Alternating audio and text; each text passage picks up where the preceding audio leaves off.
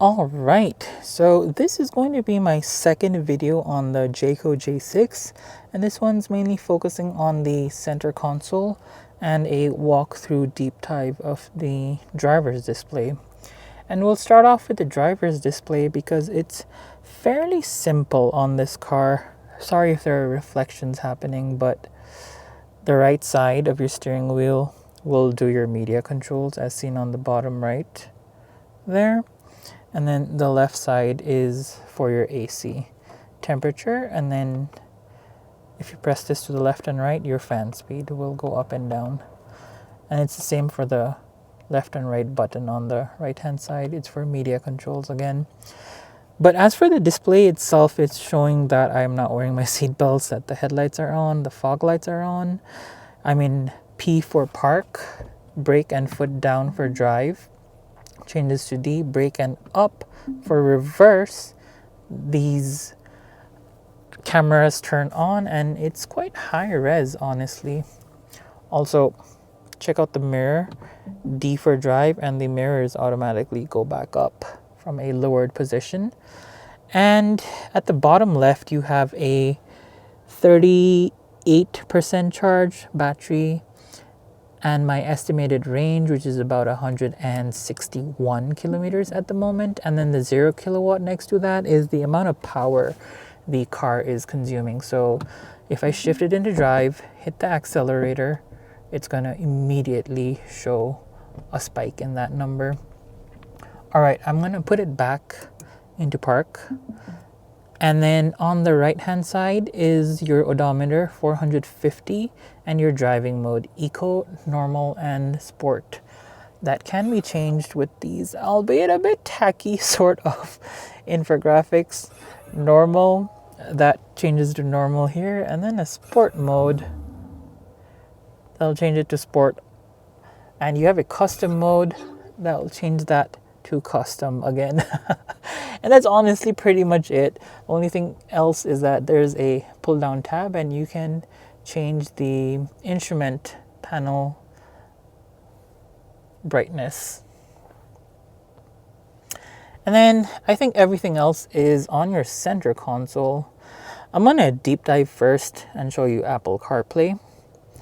You can't do this, but you can zoom in and out via these toggles here, and honestly working quite smooth.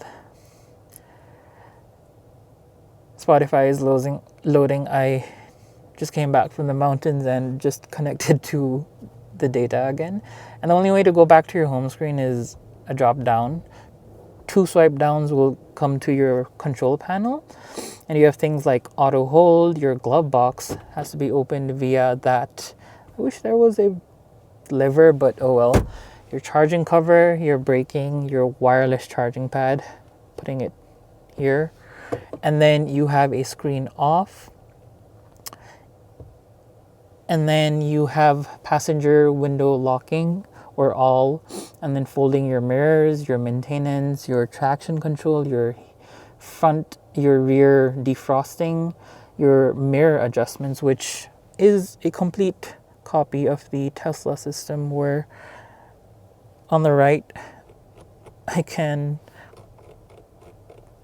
do that and that. But anyway, that's that. And then child locks on each side and a reading lamp. Do you want them on or off? But you can also tap it. Oh, speaking of which, on top, you have a power off button, hazard button, and this opens your sunshade. Oh, and sunroof, not to forget. And then on the left hand side are your quick controls. Your wipers are here. So I'm gonna keep them in auto for now. And then your headlights, auto it is, and your fog lights. That's pretty much it for the control panel. Again, home screen. Oops. The home screen is this button on the right, and looks like my phone wire is loose, but Apple CarPlay is connected via that wire there. And coming from the left to the right, you have your menu button here, intelligent scenarios with some quick applications here. Intelligent scenarios are for like rest mode, pet mode, and a trailer mode in case you ever need to tow your car. Your lock button is up here. Find that a bit inconvenient, but it is what it is these days. Your Bluetooth connection and then your wireless network in case you have anything connected via hotspotting. Your volumes for your phone call, your voice assistant. Speaking of which, it's this button on the steering wheel here. Please continue. Open the sunshade. Okay, the command has been executed. So that is quite nifty. I'm listening. Close the sunshade. Okay, the command has been executed. And then it's going to close it. This motor speed, I think, is quite fast. Some cars just have it terribly slow, so nice improvement there. That's voice recognition out of the way. And then you have dual zone AC, so climate control on that side. And then your fan speeds are the same.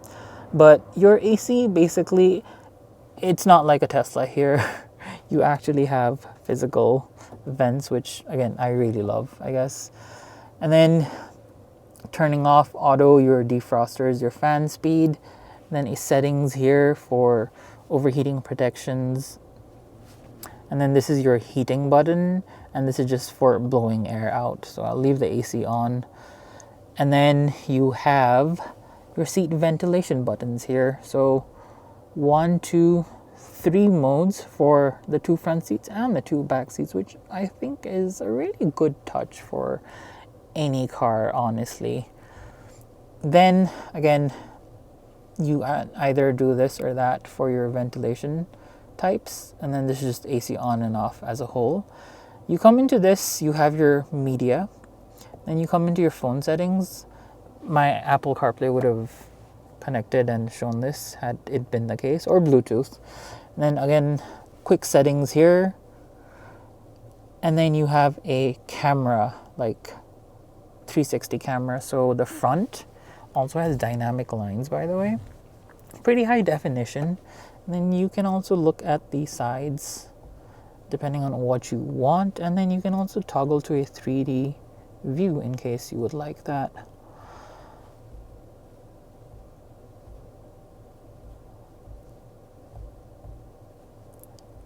And then your gallery, and then you have a setting, steering wheel activation, obstacle activation, turn signal activation. So you can actually turn it off. This default screen turns on the moment I hit the indicators here. Left indicator, it showed my left side. Right indicator, it showed my right side. And every time it senses obstacles too close, it just turns on its own. So you can turn all of this off, apparently. All right, I am gonna leave that there now. Then this car also can change modes via this default button at the bottom there. And what I like about this car is in custom mode, you can personalize your accelerator response, your energy recovery, basically a regeneration, and steering mode. I've left it in lowest because the others feel a bit artificial, and as I mentioned in my review, there is a bit of a lag on regenerative braking for some reason, so it just feels really unnatural other than on low. And then you have your angles like tilt and then front and back, and then you can change your unit of pressure between PSI and bar and kilopascal. And then yeah, basically it's giving a explanation of your different functions. Just pause that if you want to read anything. Also setup, again, is the same drop down menu sort of thing. Here you can also activate downhill driving for like brake assist and everything. I would not advise you to completely leave the brakes on this car, even though that is a bit of downhill assist. So that's that.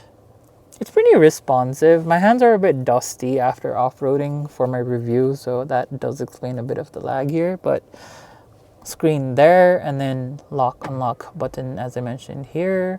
Your charger flap can be opened here or via pressing the charger flap on the side. And on the right side again is your dual zone, the other part of it. So I think I'm gonna wrap this up quite quickly because that's in a nutshell your infotainment screen that has everything on it. No buttons, unfortunately. And last thing I want to show you is pressing the power button for a while will turn off the car. Foot on the brake though, and it automatically turns on again, so quite a useful feature. And sorry, that is not. And yeah, that's pretty much it. Your infotainment, your driver's display. Let me know if you have any questions or comments down below, and I'll see you on the next one. Peace.